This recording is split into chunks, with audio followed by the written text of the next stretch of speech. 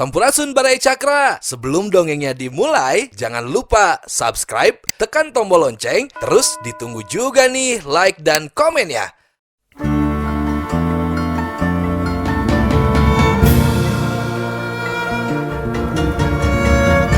Baraya Cakra, parantos waktosna 80,5 FM Radio Cakra, midangkeun dongeng Sunda Dora-Dori.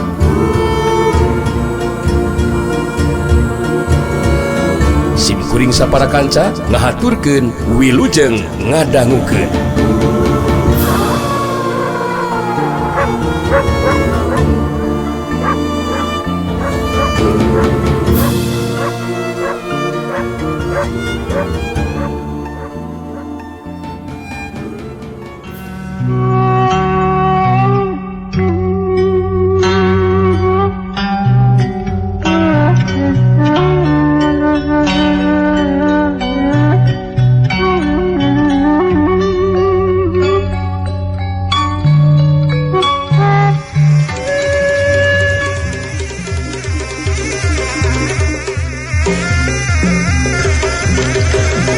Ukur geseh waktu sababaraha detik tisanggeus ngapenung panarajang lawan, harita nang bule ngasupkeun tajongan suku katuhuna kana kakemplong lawan. Sadak Yesu. Jara sia. Mbah Balung wasi ngagrok kaget bari nahan ka nyeri, terus ngabangkieng menurut sababaraha lengkah ka tukang. Tapi gancang ngajaga kasaimbangan badana. Bangkiung, jaligdeg, raneg. Mbah Balung wasi mancuhkeun tangtunganana bari ngahegak ngatur napasna. Panrajang nambule tetela ngarah kana bagian anggota badan lawan. Anu teu kahalangan ku tulang, cacakan mun nu ditarajangna anggota badan nu aya tulangan mah tangtu moal karasa nyeri. Maneh capikeun Kang Abang kieu mundur ka tukang geuning Balung wasi. Panalajang aing karasa nyerinya. Rasakeun wayahna. Aing ge geus nyaho kalemahan anggota badan nu kudu jadi sasaran panalajang aing mah. Beuteung, panon, ceuli, jeung kantong semar alias kanyut. Kanyut si Balung wasi. Sasabudug. Bagian eta anu kudu dijagaan ku maneh mah sia. Mbah Balung wasi ngahulang bari ngageter hatena ngadenge nang bule nataan kalemahan anggota badan lawan anu bakal dijadikeun sasaran panarajangna. Puguh kageteun sabab budak satepak saperti nang bule bisa nganyahawankeun ngeunaan anu jadi kalemahan dina anggota badanna. Tapi Mbah Balung wasi geus kagok asong jeung panasaran sigana mah. Harita nangtukeun sikapna pikeun ngagunakeun jurus pamungkas ilmu silat haliwungan dibarengan ku kakuatan talaga lapisan sapinuhna. Digabungkeun jeung ilmu raja beraja tulang. Mbah Balung wasi sagade diri musirikeun panentepna kanu jadi lawan betus nyarita. Dewek tacar masa eleh jajate nang bule sia. Ieu tarung tacar anggeus deui. Ku dewek bakal dipastikeun saha nu bakal unggul dina ieu tarung.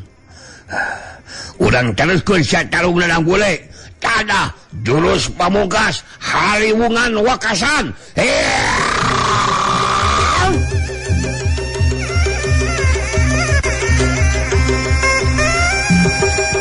Jorela cilung kalayang. Mbah Balung wasi ngajelat terus ngalayang.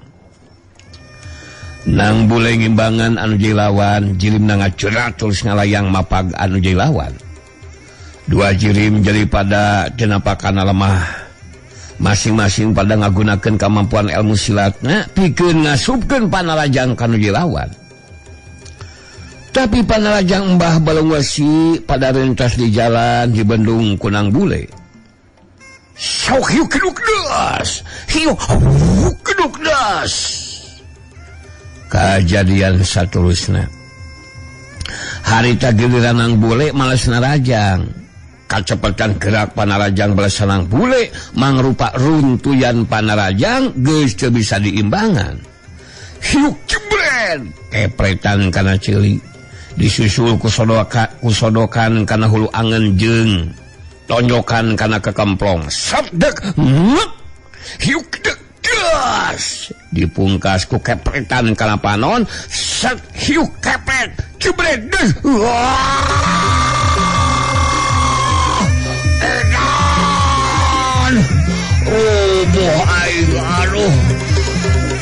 Mbah Balungwa singa geronahan kanyeri ngajangkang ka tukang terus ngoleang nyirorot turun koleang gedebut Mbah Balungwa singa gedebut harita keneh rubuh maring lemah terus utah uger ngaluarkeun eusi beteungna Mbah Balungwa singa ngahargung nahan kanyeri kalayang cirig nang bule napak kana lemah mancuh dina tangtunganana bari merhatikeun anu jadi lawan.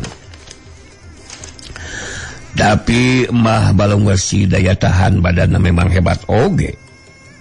Harita ngoneal hudang terus cengkat nangtung bari sumengir nahan kanyeri.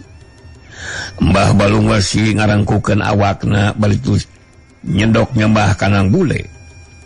Sikap jeung caitanana jadi robah. Diceup kanang bule bari sumengir nahan kanyeri terus nyarita. Andika mibana kakuatan ilmu anu hebat yang bule.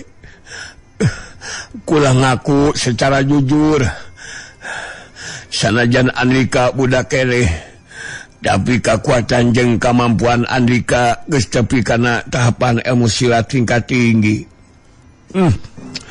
Kula rumah saeleh jajaten kacicih pangarti ku Andika nang bule. Kula percaya ayeuna mah mun Andika mampu ngungkulan ajen pangartina ki warangkas.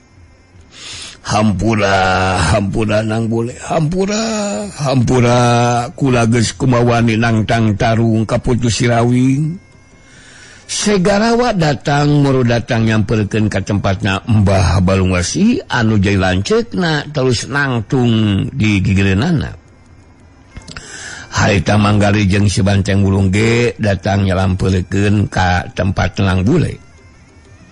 Saterusna nangtung ngahapit nang bule. Sedengkeun nang bule ningali Mbah Balungwa si geus ngaku kana kaunggulan lawan bari rumasa kana kasalanana. Harita jadi leler amarahna. Kayaan dilina jadi pulih normal deui. Sikap jeung caritanana jadi tenang dina karakterna eyang buana putih. Bari ngabagikeun paneutupna ka Mbah Balungwa si jeung Mbah Segarawa. Harita lang bule terus nyarita. Sakumaha anu kauninga abdi sareng uyut debleng tumiharep aya kalibutan da. Namun kapaksa kedah ngabela diri anu akibatna salira duaan janten kedah nyandangan kanyeri. Mudah-mudahan we ku ayana ieu kajantenan teh salira duaan tiasa ngarobih sikap sareng tindakannya. Mbah Wulung Wesi terus nyaita deui. Geus kanyatana seperti kieu mah kula ge jadi sadar nang bule. Geus boga karep hayang ngawasa dunya kajawaraan. Anu puguh mah diri kula bakal mundur we ti dunya kajawaraan. Rek teh jalma biasa we nang bule. Sakulna oge anu ngawasa dunya kajawaraan mah nang bule Putu Sirawing. Mbah Segarawa ge sarua. Sikap jeung caitanana jadi robah kawas anu dilanceukna. Caritaan lanceuk kula bener nang bule. Kula ge boga karep jeung pamadegan anu sarua. Anu jelas ayeuna mah geus teu panasaran nang bule. Kula duaan janji ieu kajadian moal tepikeun ka tunggul si ruangan Cacang Supaan. Dina harti aya buntutna. Sakumaha caitaan lanceuk kula nang bule. Nang bule Putu Sirawing kudu nama anu ngawasadunya kajawaraan manggali anu lebih ceula milu mairan caritaan. Apa yang sudah diutarakan sama Mbah Balungwasi dan Mbah Segarawa menjadikan dimengertos. Sebelum ada pertarungan, saya sudah membejaan. Jangan coba-coba untuk bertarung mengayonan nang bule putus sirawin. Sebab akibatnya ya jadi merendapan kanji seperti ini. Memang betul kan Mbah Balungwasi dan Mbah Segarawa? Sudah waktunya untuk balik pikir, kemudian mundur dari dunia kajawaraan. Ya sudah waktunya dong untuk menyorang kehidupan yang tenang. Menjadi diistiri herang bujur, herang mata. Bukan begitu, jangan Teng. Wah, ngenya bener gitu manggalian.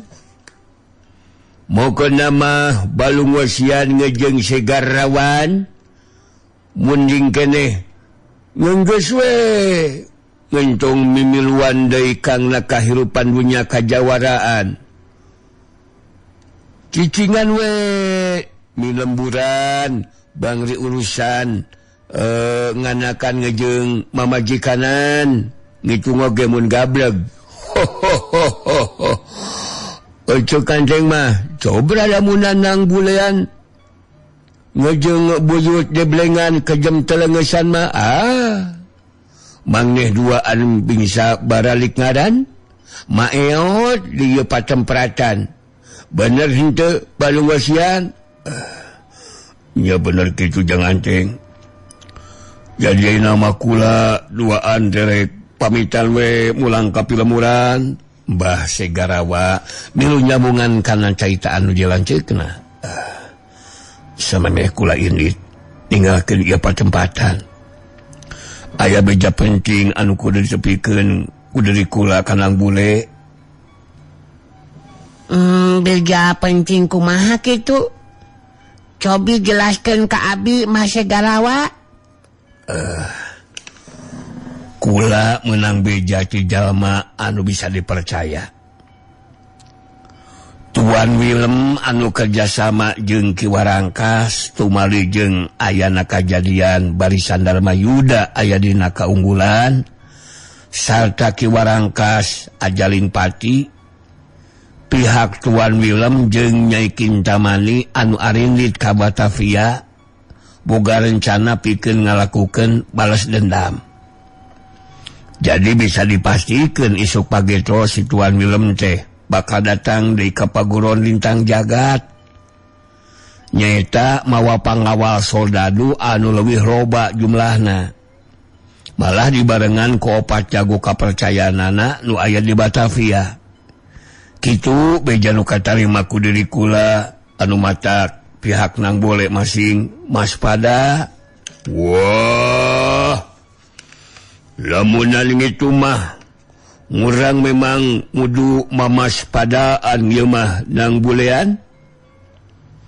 Terus nerang eta si Tuan Wileman ngejeng si Kintamanian teh bakal jadi ngancaman pikeun pihakan ngurang. Ngenyaan henteu ka urang tenangan ieu mah manggaliannya. Ya begitulah yang namanya kehidupan, jangan Teng ya. Pihak yang merasa dendam kepada kita tidak akan boleh untuk melakukan upaya untuk balas dendam. Dan untuk menyinghareupan masalah itu ya tinggal bagaimana kumaha yang memimpin barisan Dharma Yuda ini. Jangan Teng ya. Bukan begitu nang. Nu disaurkeun ku Mang sareng Aki Anteng memang leres. Urang teh kedah waspada. Namun semantawis aya nama ya urang Bandungan we heula. Mudah-mudahan wartos anu didugikeun ku Mbah Segarawa teh henteu janten kanyataan kitunya. Abdi nganuhunkeun ya kana katerangan ti Mbah Segarawa upami teh mah laras eta wartos teh janten kanyataan ya pihak abdi memang kedah siap kanggo nampikeun eta kanyataan. Geus kitu mah harita Mbah Balungwasi jeung Mbah Segarawa terus pamitan ini ninggalkeun eta patempatan.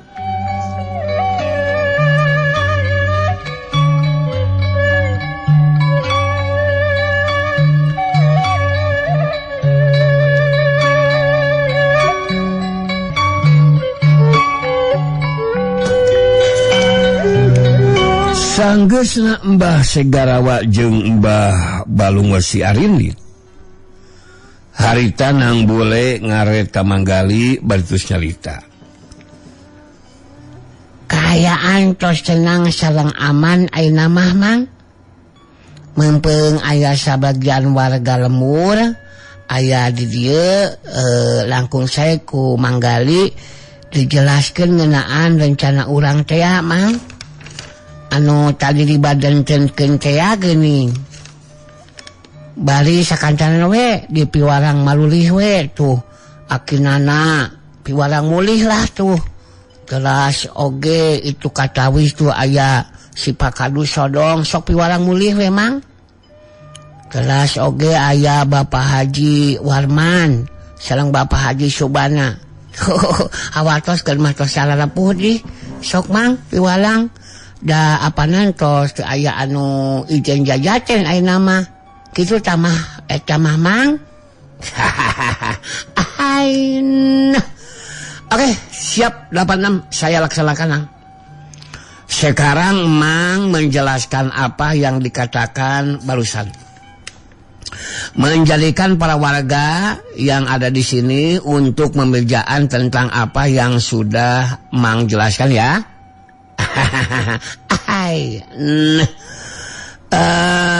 Mang akan membujeng menyamperkeun ka tempat cicingnya para warga ya. Manggali terus muru ka tempat cicingna para warga anu masih keneh tacan barali.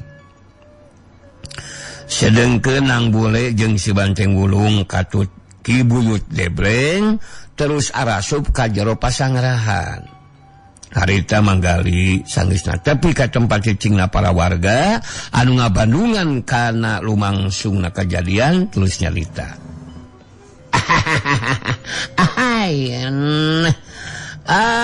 Mohon perhatiannya kepada pren-pren semuanya ya.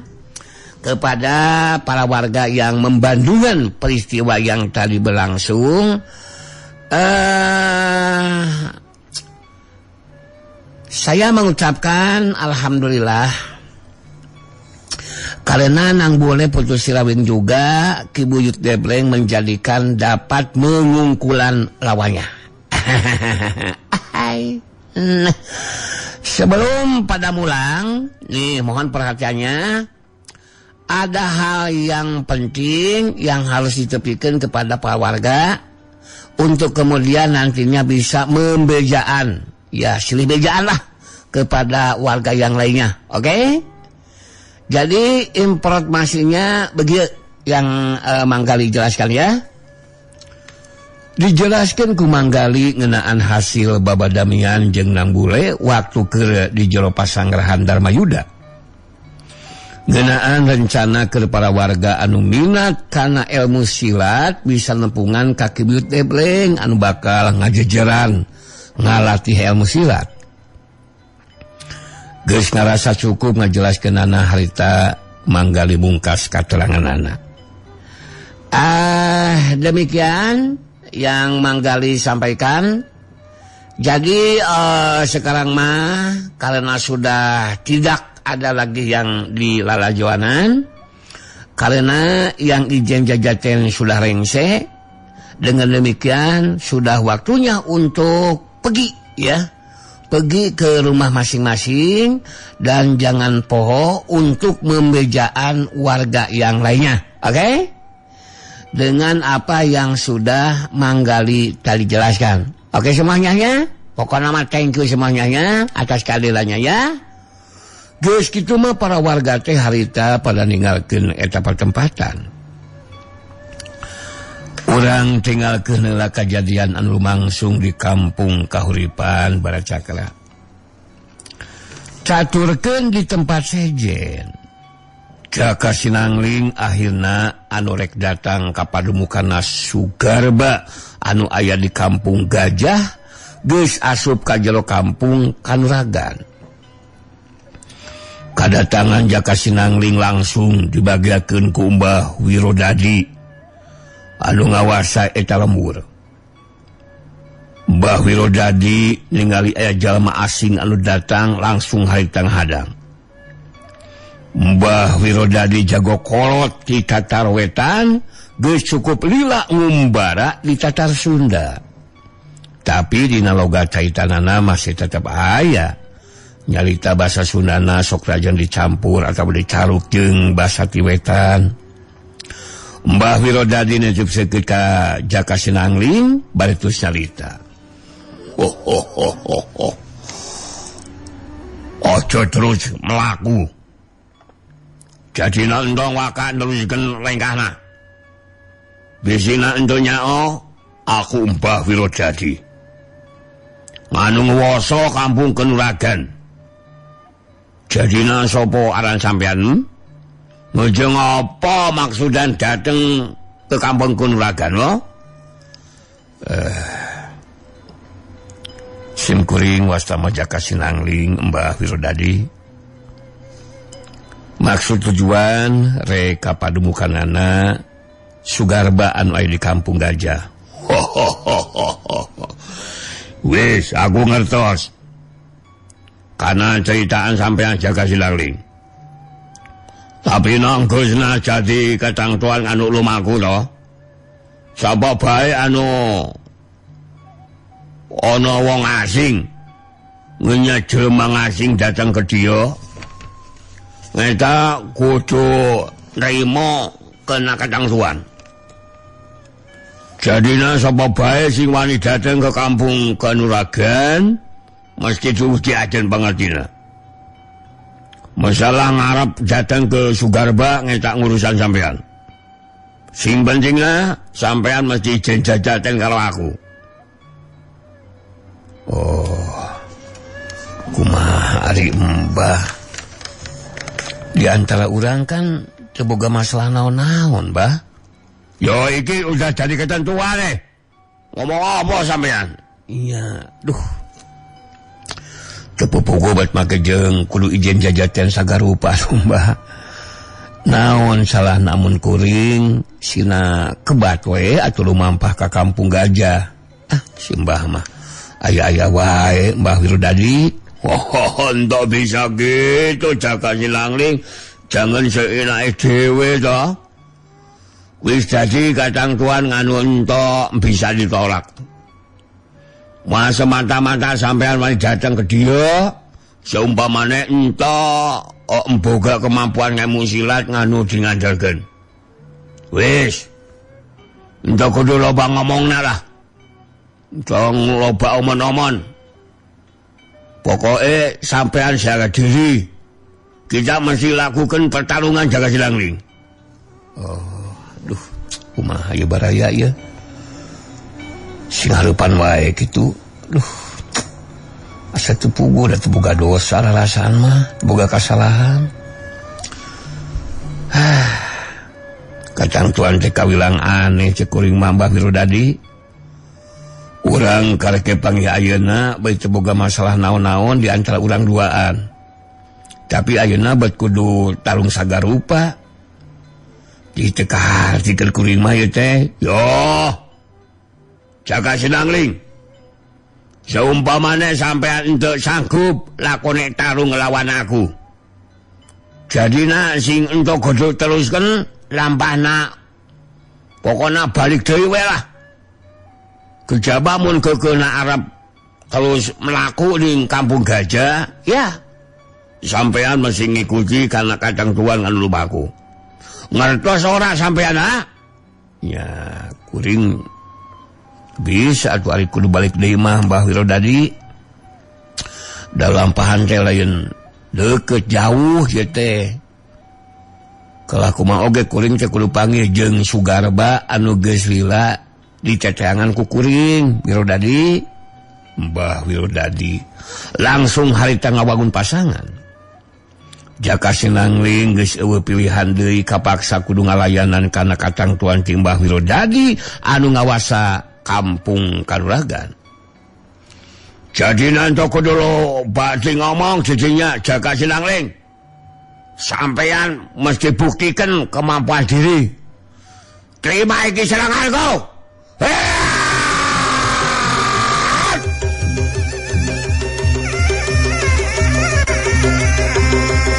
Jorela cilung Mbah Wirodadi nu harita miheulaan majuna Rajang. Rada kagejen oge Jaka Sinangling ningali cara tarung anu jadi lawan. Sabab harita panarajang Mbah Wirodadi ngutamakeun kana kacepatan gerak jeung kakuatan panarajang sapasang sukuna. Mangrupa tajongan, jejekan jeung sepakan anu ngarah kana anggota badan lawan. Waktu Jaka Sinangling ngapenung tajongan lawan ku sukuna. Di luar dugaan harita Mbah Wirodadi ngasukeun panarajang leungeun katuhuna ngahantem kana dada lawan. Datang tajongan lawan. Jaka Sinangling ngapenung ku sukuna sasukeus. Di luar dugaan harita leungeun katuh Mbah Wirodadi ngahantem dada Jaka Sinangling. Sasukeus. Jaka Sinangling ngadalig deug mundur ka tukang. Tapi gancang mancukeun di tangtunganana. Dadak sampean wis kena serangan ku Jaka Sinangling. Jadina aku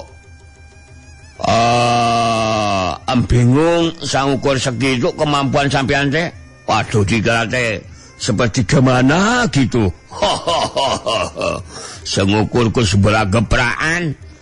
Geus kemasukan penajang lawan toh. Jadina ngayeuna mah ya mendingan balik bae Jaka Sinangling. Wis balik deui. Balik deui lah. Sampean sing bakal ora mampu imbangin kemampuan aku Jaka Sinangling. Saukur karek sekali kabenangan ku panajang lawan mah. Jamak we atuh Mbah Wirodadi. Mun kuring geus rubuh, geus jelas bakal terus balik ninggalkeun ieu patempatan. Geus jadi katangtuan dina ijen jajater mah anu mampu ngarubuhkeun ya eta anu unggul. Itu kudu loba bacot. Coba ngayeuna sampean sing majun Rajang Jaka Sinangling. Opo? Buktikeun kehebatan jurus sampean. Ieu mah sigana mah salamuh jeung parosul sigana mah ieu mah Mas Wirodadi. Ade lah ari kitu mah Mas. Ayeuna kuring anu majuna Rajang. Yo paku so. Heat.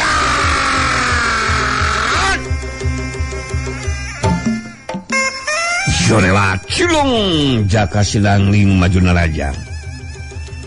Mbah Wirodadi ngabendung panarajang lawan ngagunakeun sapasang sukuna pilih genti sauhigeus. Gese waktu sababaraha detik tisanggeus ngabendung panarajang lawan harita Mbah Wirodadi sapasang leungeunna ngalakukeun panarajang balesan. Rika Jaka Sinangling ngabendung panarajang lawan ku sapasang leungeunna. Bantrokan kakuatan talaga lapisan ngaliwatan leungeun masing-masing geus teu bisa dipondah deui. Samuhiu keduk geus. Dalig Mbah Wirodadi jeung Jaka Sinangling pada ngadalig deug mundur ka tukang. Medina waktu anu bareng duanana pada mancukeun di tangtunganana. Jaka Sinangling jadi ngarti karena kemampuan lawan anu geus mampu ngimbangan kakuatan tenaga lapisan anu harita Jaka Sinangling ngagunakeun satengah bagian kakuatan tenaga lapisanana. Jaka Sinangling nangtukeun sikapna pikeun ngagunakeun 34 bagian ilmu pangenteng badana jeung 34 bagian kakuatan tenaga lapisanana. Mbah Wirodadi minta ditarajang deui. Ayo maju meneh Jaka Sinangling, janina buktikeun topikeun kemana kemampuan ngelmu sila sampean. Sageusna jadi ketang tuan anak, nu sumpamana aku kalah, sampean iso datang ke Kampung Gajah. Silakan Jaka Sinangling. Tapi musik ngelekeun heula didieu-didinya. Ade Mbah Wirodadi. Ayeuna kuring maju naryang deui ye.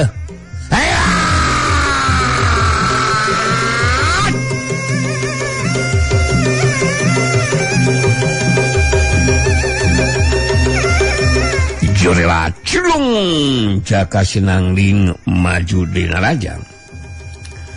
Datangna panarajang lawan harita di Bandung deui, pilihkeun ti ku sapasang suku Mbah Wirodadi. Sok gas. Gese waktu sababaraha detik disanggeus ngapendung panarajang lawan, pilihkeun ti sapasang leungeun Mbah Wirodadi ngalakukeun panarajang balesan. Orokaya Jaka Sinangling teu kapalingan gerak. Rikat harita ngapendung panarajang lawan ku sapasang leungeunna. Sapasang leungeun masing-masing anu ngandung kakuatan telaga lapisan harita bantok deui. Sok gas. Kajadian saterusna di luar dugaan lawan. Harita Jaka Sinangling panarajang leungeun katuhuna mubus nyusup di antara celah lolong kerang kosong lawan. Pereup Jaka Sinangling ngakedor dada lawan, ngajadikeun Mbah Wirodadi ngajaligleug menulis sababaraha lengkah ka tukang. Sat surup-sup jebrot des. Apa iki? Ngagelonahan ka nyeri bari ngadaligleug menulis sababaraha lengkah ka tukang. Tapi gancang Mbah Wirodadi ngajaga kaseimbangan badana. Daligleug. Ranag. Mbah Wirodadi ngeureunkeun sukuna terus mancukeun tangtunganana. Mbah Wirodadi jadi penasaran, harita terus nyabut senjata andalanana, rencong anu kurana leuwih gede jeung panjang tibatan rencong anu biasa. Eta rencong diselapkeun dina sabuk kulit di lebah cangkengna anu belah kenca. Dicepseukeun ka Jaka Sinangling, harta Mbah Wirodadi terus nyarita.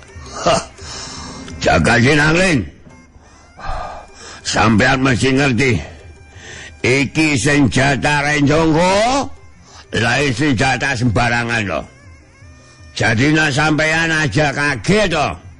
Nye rencongna iso gerak ngejeng lakukan serangan sendiri.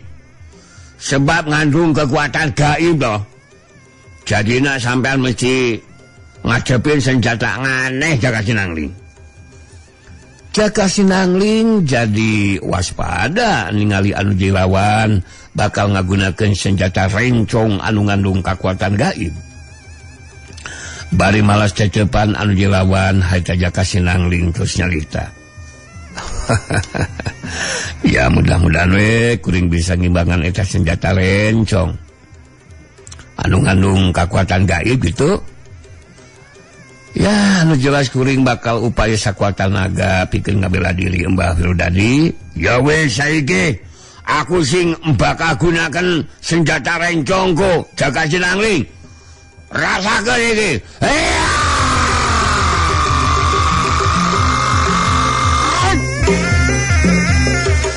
Mbah Wirodadi ngalepaskeun cekelan leungeun katuhuna kana gagang senjata rencongna. Matak anu keur ngabandungan mah sabab harita senjata rencong teh bisa gerak jeung maju sorangan.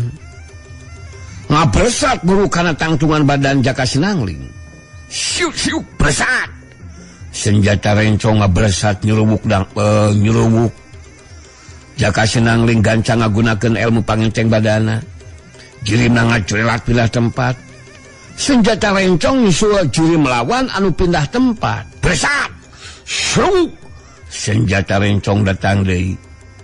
Jaka Sinangling ngagerakeun dengan katuhuna karep rek newak gagang senjata rencong, tapi Jaka Sinangling jadi kageteun sabab senjata rencongna kalah kamalikan rek nyabet leungeun katuhu anu dilawan. Saterusna senjata rencong teh nyabet kana beuheung lawan.